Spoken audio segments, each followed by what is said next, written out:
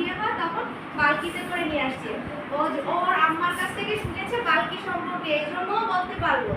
আর ঘোড়া, ঘোড়াকে যে দেখেছি সবাই দেখেছি ঘোড়া, মাঝে মাঝে আমরা রাস্তাও দেখি যে ঘোড়ায় চড়ে 5 মিনিট মনে হয় 10 টাকা নেয়। সেদিন দেখলাম কি জানো, সন্ধ্যা তো দেখলাম ওই যে ইসের বাজারের ওখানে ও ঘোড়ায় চড়ে যাচ্ছে পিছে পিছে। কয় টাকা? 20 টাকা বাঁচিয়ে গিয়ে উঠেছিলে?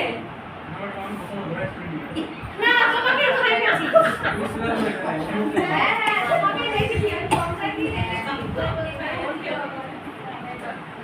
তাহলে এই যে আজকে যে ভিডিও আর ছবিটা আমি দেখলাম, তো এই সম্পর্কে তোমাদের পাঠ্য বইতে কি কোনো গল্প বা কবিতা ছড়া কি আছে?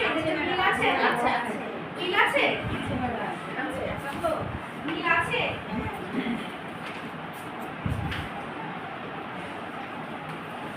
যে গল্প বা কবিতা তোমাদের বইয়ের সঙ্গে মিল আছে 85 পৃষ্ঠা আমরা বের করি।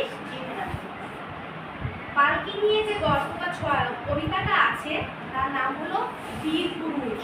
বীর পুরুষ যে ভিডিওটা দেখলাম ঠিক একই ধরনের, যে পালকিতে করে একটা যাচ্ছে বীর পুরুষ গল্প দিয়ে ঘোড়ার পাশাপাশি, সেই সম্পর্কে আমাদের আজকের এই কবিতা বীর পুরুষ। তাহলে আজকে আমাদের আজকের পাঠ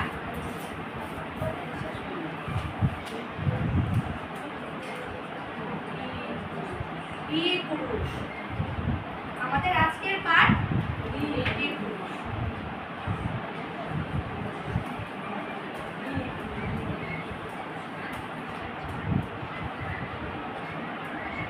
বীর পুরুষ কবিতাটি কে লিখেছেন? রবীন্দ্রনাথ ঠাকুর। রবীন্দ্রনাথ ঠাকুর। আমরা আগের অনেক ক্লাসে কিন্তু রবীন্দ্রনাথ ঠাকুর সম্পর্কে আলোচনা করেছি। এই সেই রবীন্দ্রনাথ ঠাকুর, তারই লেখা কবিতা বীর পুরুষ। বীর কিন্তু আগের ক্লাসে কিন্তু বলেছিলাম বীর কারা হয়? যারা অসীম সাহসী, কোনো কিছুতে ভয় করে না, তাদের বলে বীর। বীর পুরুষ, পুরুষ হলো ছেলে, মানে সে খুব সাহসী একটা ছেলে।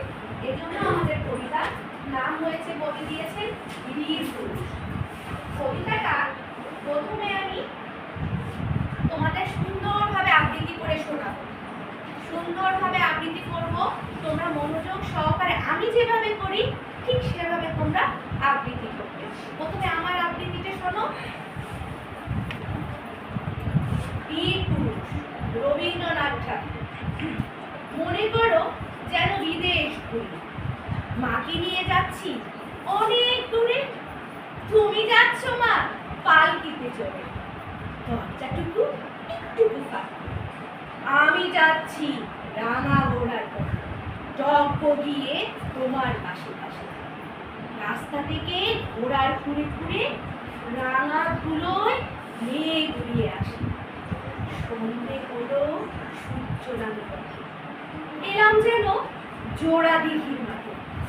ধুধু করে যেদিক পানে চাই, কোনোখানে জনমানব নাই। তুমি যেন আপন মনে তাই ভয় পেয়েছো, ভাবছো এলেন কোথা? আমি বলছি ভয় করো না মাগো, ওই দেখা যায় মরা নদীর স্রোত। আমরা কোথায় যাচ্ছি কে তা জানে, অন্ধকারে দেখা যায় না ভালো। তুমি যেন বললে আমায় ডেকে দিঘির ধারে, ওই যে কিসের আলো? এমন সময় হারে রে রে রে রে রে রে, ওই যে কারা আসছে দেখা ছিল। তুমি ভয়ে পালকিতে এক করে ঠাকুর দেবতা স্মরণ করছো। পেয়ারাগুলো পাশের কাটা বলে পালকি ছেড়ে কাঁপছে থরো থরো। আমি যেন তোমায় বলছি ডেকে আমি আছি, ভয় কেন করো? তুমি বললে যাস না খোকা ওরে, আমি বলি দেখো না চুপ করে। ছুটিয়ে ঘোড়া গেলাম তাদের মাঝে, ঢাল তরোয়াল ঝনঝনিয়ে বাজে। কি ভয়ানক লড়াই হলো মাঝে, শুনে তোমার গায়ে দেবে কাটা। কত লোক যে পালিয়ে গেল ভয়ে, কত লোকের মাথা পড়লো কাটা। এত লোকের সঙ্গে লড়াই করে ভাবছো খোকা কেন গেলই বুঝি মরে। আমি তখন রক্ত মেখে ঘেমে বলছি এসে লড়াই। তুমি শুনে পালকি থেকে নেমে মুখে নিচ্ছ আমার বলে বলছো ভাগ্য খোকা সঙ্গে ছিল, কি দুর্দশাই না। এই যে কবিতাটা আমি পাঠ করলাম এটা কিন্তু অনেক বড়, দেখেছো বইতে কিন্তু অনেক বড়, কিন্তু আজকে আমরা এত বড়টুকু আমরা শিখবো না, আমরা নির্দিষ্ট কিছু অংশ আমরা শিখবো। আমি তো একবার বললাম, এবার আমরা ছবির সাথে মিল করে করে কিছু শিখবো।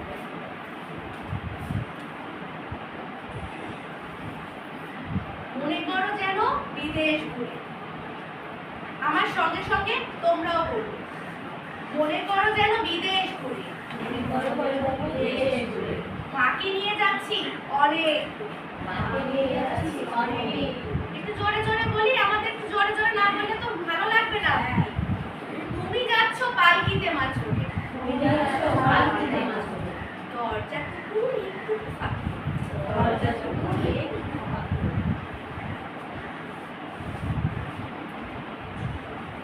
আমি যাচ্ছি রান্না করার পরে, টক গিয়ে তোমার পাশে পাশে,